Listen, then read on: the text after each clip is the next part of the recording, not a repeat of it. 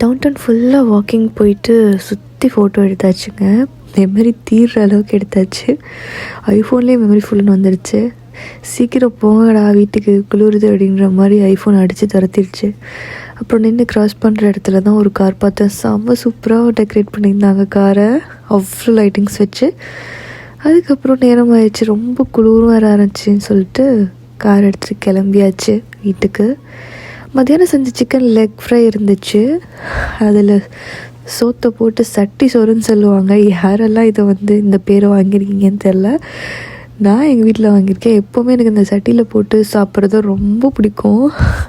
அது இங்கே விடலை.